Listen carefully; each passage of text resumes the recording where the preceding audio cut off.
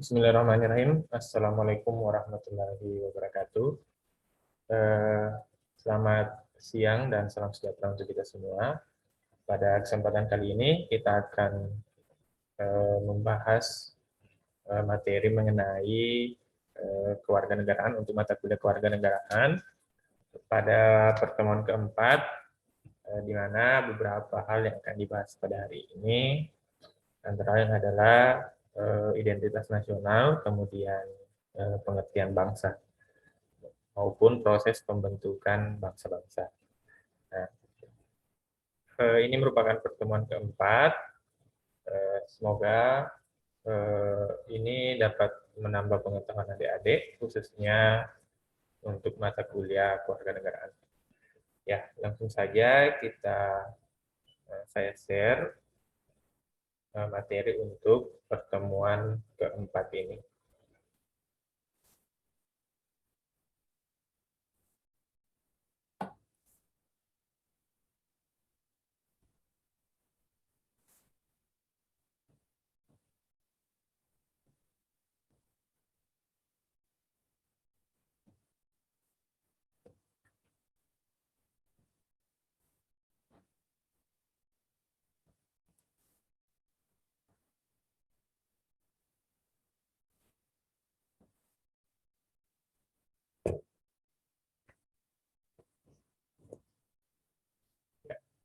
Pertemuan keempat untuk mata kuliah pendidikan kewarganegaraan pada jurusan Kemaritiman Politeknik Negeri Samarinda, program studi KPMK ya.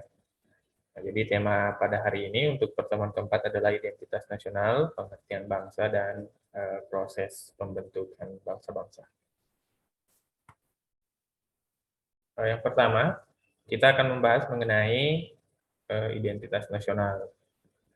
Pengertiannya adalah identitas nasional adalah kepribadian nasional atau jati diri yang dimiliki suatu bangsa yang membedakan bangsa satu dengan bangsa yang lain. Jadi identitas di sini diartikan sebagai pembeda ataupun ciri khas yang dimiliki oleh bangsa, ataupun jika diartikan secara sederhana, tentu setiap manusia atau orang per orang masing-masing memiliki identitas atau ciri-ciri tersendiri. Nah, apa pentingnya mempelajari mengenai identitas nasional ini? Tentu sebagai warga negara yang baik, kita harus mengerti dan memahami apa yang terkandung dalam identitas nasional, khususnya identitas nasional yang dimiliki oleh bangsa kita, yakni bangsa Indonesia.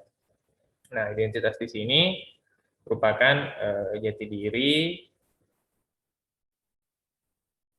yang dimiliki oleh suatu bangsa dan negara. Selain itu, pembentukan identitas nasional sendiri telah menjadi ketentuan yang telah disepakati bersama, menjunjung tinggi dan mempertahankan apa yang telah ada, dan berusaha memperbaiki segala kesalahan dan kekeliruan di dalam diri suatu bangsa dan negara, di mana hal tersebut sudah tidak dapat dipertanyakan lagi. Nah, terutama tentunya di dalam bidang hukum. Jadi, sebuah bangsa tentu harus memiliki ciri khas, memiliki jati diri tersendiri, di mana itu merupakan sesuatu yang telah disepakati, di mana tujuannya untuk memperbaiki dan memperbaiki kesalahan ataupun kekeliruan-kekeliruan di bangsa tersebut. Jadi khususnya di bidang hukum. Jadi yang paling sederhana saja yang tentu kita wajib miliki sebagai bangsa yang besar, yang sederhana saja seperti misalnya budaya-budaya yang sudah dimiliki bangsa yang lebih maju, misalnya budaya antri, budaya disiplin, kemudian taat hukum, atau yang saat ini yang terjadi kepatuhan masyarakat terhadap era new normal dalam menghadapi pandemi. Itu seperti memakai masker, mencuci tangan, menjaga jarak, kemudian menghindari kerumunan dan sebagainya ini tentu dapat menjadi salah satu ciri-ciri ataupun identitas yang dimiliki bangsa kita dalam menghadapi pandemik seperti sekarang ini. Nah, kemudian seharusnya hal-hal seperti ini jangan terlalu jauh dulu bicara mengenai hukum seperti pelanggaran hukum seperti pencurian, pembunuhan dan sebagainya, hal-hal sederhana saja, aturan-aturan sederhana saja seharusnya bangsa ini sudah paham dan mengerti aturan yang ada di negaranya. Jadi dan ini sepertinya tidak sedikit juga orang yang tidak peduli dengan aturan, acuh tak acuh dengan aturan, dan menganggap bahwa kesalahan itu adalah hal-hal yang biasa. Jadi awalnya hanya menganggap biasa, akhirnya menjadi kebiasaan. Awalnya hanya menganggap itu sesuatu yang tidak terlalu patut dipermasalahkan, dan akhirnya menjadi kebiasaan-kebiasaan buruk. Nah, seperti misalnya kita yang masih punya kebiasaan buruk seperti membuang sampah sembarangan, awalnya hanya sebatas kebiasaan-kebiasaan, tapi akhirnya sudah menjadi contoh di masyarakat, sehingga masyarakat yang lain juga melihat, akhirnya kesadaran untuk membuang sampah pada tempatnya ini menjadi hilang. Nah, ini yang perlu terus dikembangkan sebagai identitas nasional sebuah bangsa. Nah, lebih lanjut, identitas sendiri adalah memiliki arti sebagai ciri yang dimiliki setiap pihak yang dimaksud sebagai suatu pembeda atau pembanding dengan pihak yang lain. Nah, sama seperti manusia yang tadi saya sampaikan bahwa setiap manusia memiliki identitas, minimal nama, tempat tanggal lahir, kemudian tinggi badan dan sebagainya, di mana ini yang membuatnya berbeda dengan masyarakat lainnya. Nah, walaupun misalnya dia kembar, tentu memiliki identitas masing-masing, tidak mungkin namanya sama dan minimal ada perbedaan secara fisik maupun sifat-sifatnya. Kemudian selanjutnya, nasional di sini diartikan sebagai suatu paham yang berpendapat bahwa kesetiaan tertinggi individu harus diserahkan kepada negara ataupun bangsanya. Jadi ini yang terjadi saat ini. Jadi sikap-sikap nasionalisme ini sudah mulai hilang di masyarakat. Seperti peristiwa baru-baru ini di Makassar kemarin ya, ada peristiwa bom di mana ada 2 orang kalau tidak salah yang meledakkan bom di salah satu tempat ibadah, di mana ini pasti membawa kepentingan-kepentingan pribadi ataupun kepentingan-kepentingan kelompok yang cenderung dapat merusak kepentingan nasional. Apa itu kepentingan nasional? Tentunya keamanan dan ketentraman di masyarakat. Mereka membawa bom, kemudian meledakkannya di salah satu tempat ibadah dengan tujuan memberi teror, memberi rasa takut.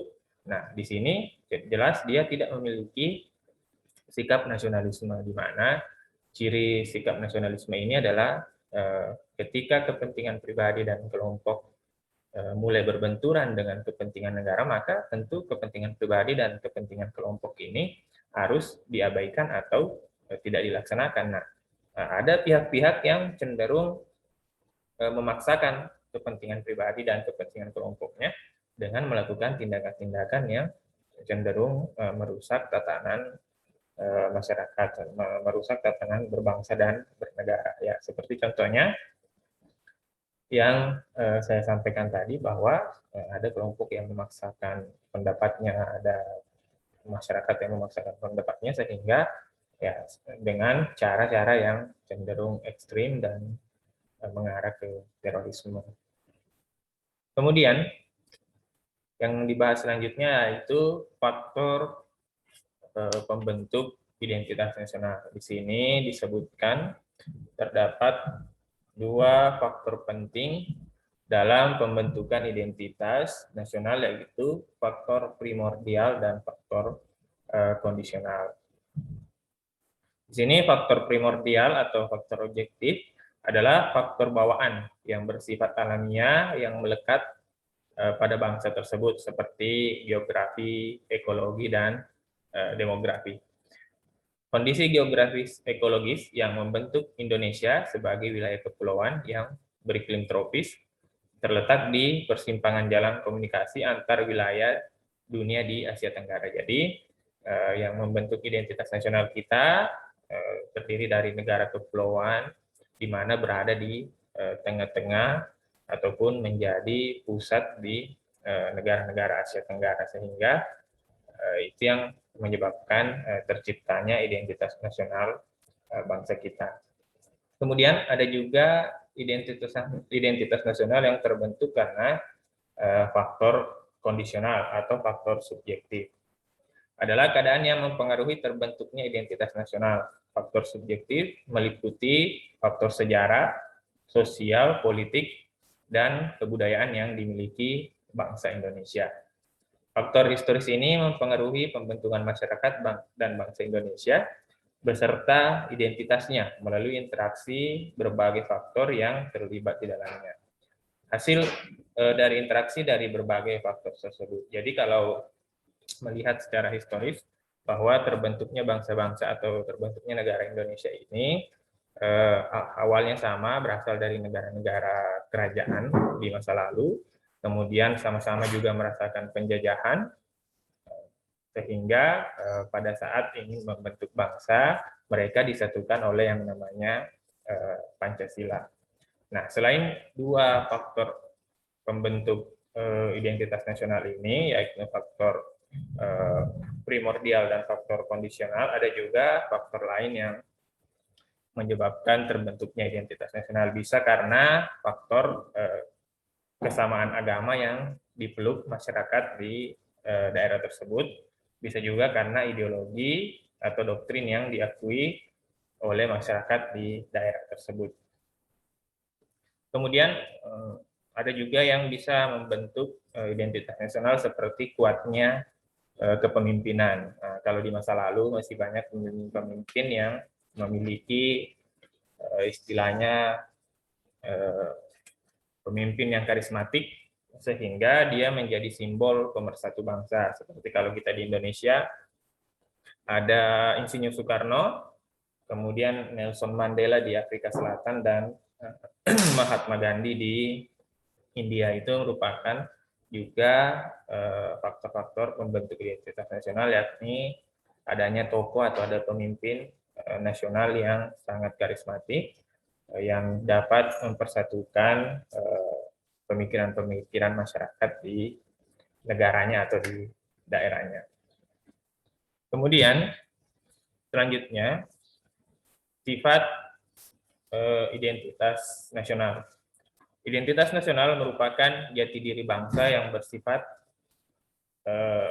khas yang menjadi pandangan hidup dalam mencapai tujuan hidup bersama. Nah, apabila sebuah bangsa tidak memiliki identitas nasional, maka mereka akan mudah sekali terombang-ambing, akan mudah sekali dimasuki oleh paham-paham yang tentunya tidak cocok dengan kondisi negaranya tersebut. Mereka cenderung tidak mampu mempertahankan. Sebenarnya mungkin mereka punya identitas nasional, tapi karena tidak kuat, maka mereka tidak mampu mempertahankan identitas nasional yang menjadi ciri kepribadian bangsanya. Jadi akan mudah, sangat mudah tergerus zaman, sangat mudah tergerus oleh pengaruh-pengaruh dari luar negeri.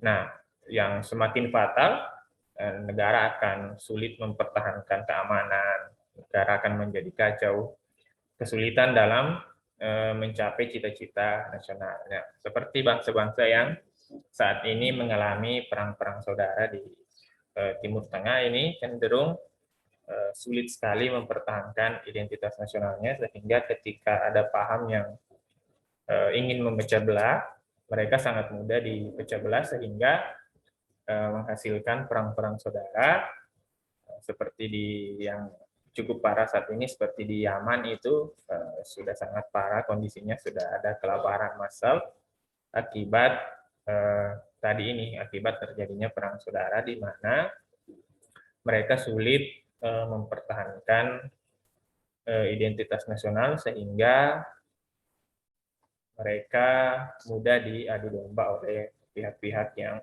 memiliki kepentingan-kepentingan yang tentunya berbeda dengan kepentingan nasional.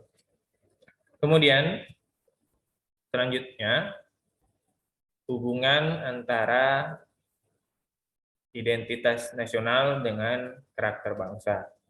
Identitas kebangsaan, political unity, merujuk pada bangsa dalam pengertian politik, yaitu bangsa negara, bisa saja dalam negara hanya ada satu bangsa, homogen, tetapi umumnya terdiri dari banyak bangsa atau heterogen. Karena itu, negara perlu menciptakan identitas kebangsaan atau identitas nasional yang merupakan kesepakatan dari banyak bangsa di dalamnya. Jadi, sebuah bangsa tentu terdiri dari banyak suku bangsa di dalamnya atau heterogen, termasuk kita Indonesia yang sangat banyak suku bangsa di dalamnya. Nah, karena sangat banyak suku bangsa di dalamnya, maka perlu kita menciptakan identitas nasional. Apa identitas nasional kita? Ya tentunya Pancasila. Banyak sekali identitas nasional yang bisa kita pakai, bisa bendera, bisa lambang negara. Nah, dasarnya semua adalah Pancasila, karena itu tadi, kita termasuk bangsa yang heterogen atau majemuk, di mana terdapat banyak sekali suku bangsa di dalamnya. Maka diperlukan kesepakatan dari banyak bangsa yang ada di Indonesia itu, sehingga kita dapat hidup secara untuk mencapai cita-cita nasional.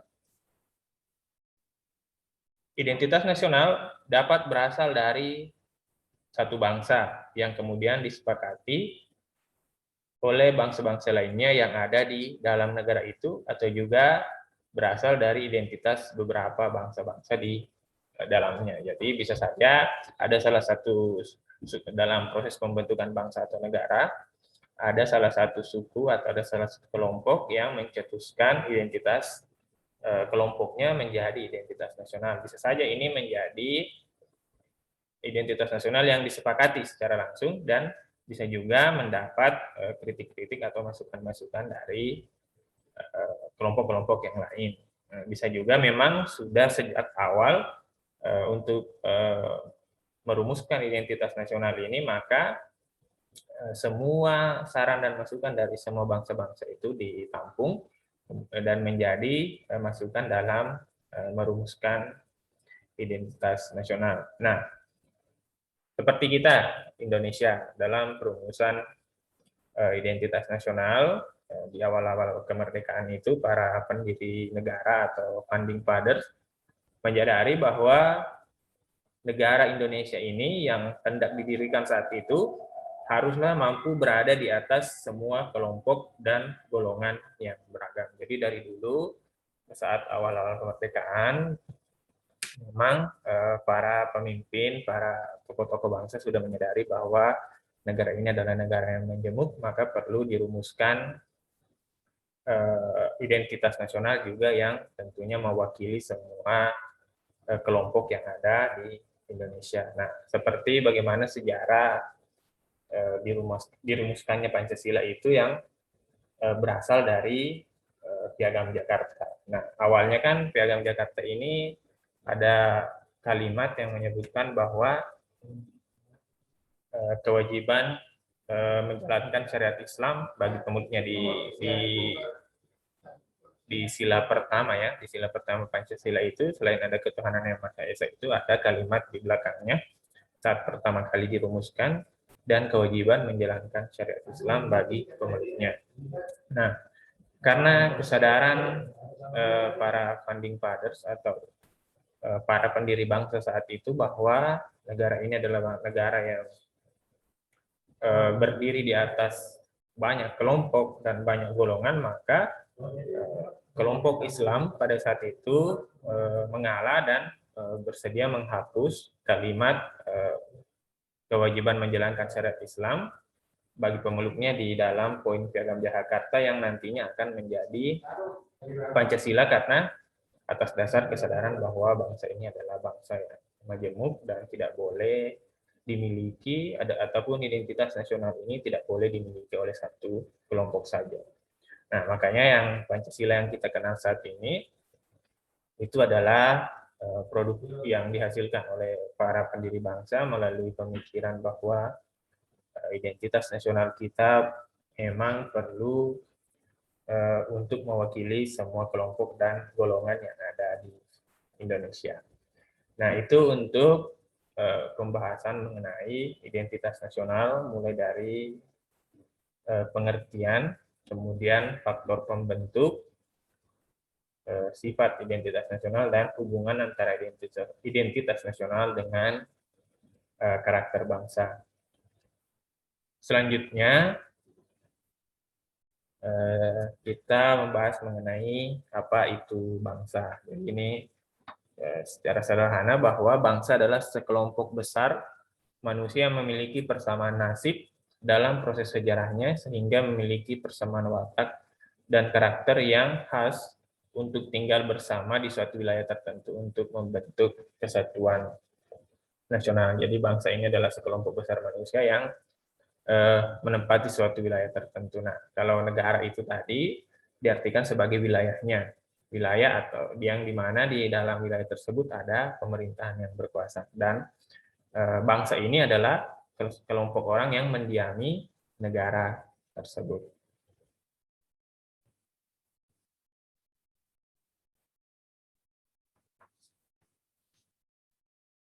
Kemudian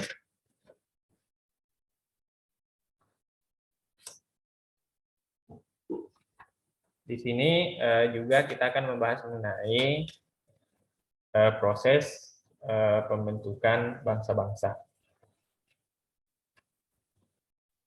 Proses pembentukan bangsa-bangsa pertama disebutkan yaitu model ortodoks yang bermula dari adanya suatu bangsa terlebih dahulu untuk kemudian bangsa itu membentuk satu negara. Setelah bangsa-bangsa ini, negara ini terbentuk, maka mereka akan mengusahakan kesejahteraan dan kemakmuran bagi semua rakyatnya. Jadi ini sama dengan terjadinya bangsa ini secara alamiah, di mana tidak banyak pertentangan sehingga terbentuklah bangsa secara alamiah, di mana kesadaran, di mana warga masyarakat di dalamnya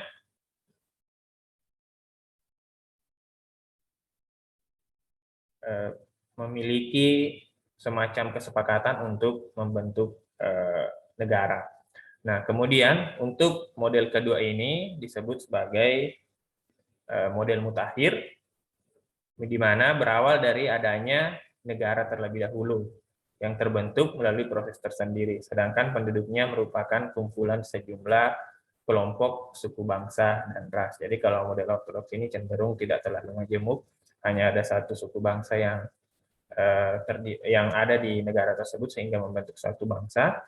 Kemudian untuk model mutakhir ini memang sudah ada perbedaan-perbedaan suku bangsa dan ras, di mana masyarakat ini berkumpul kemudian menjadi sebuah bangsa yang lebih besar.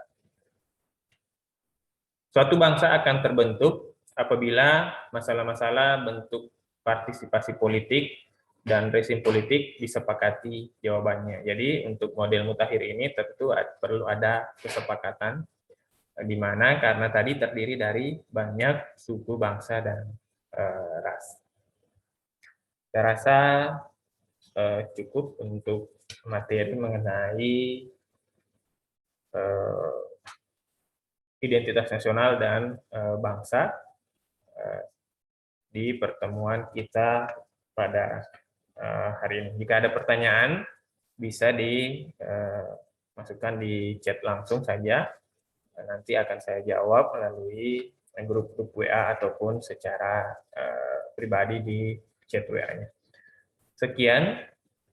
Assalamualaikum warahmatullahi wabarakatuh.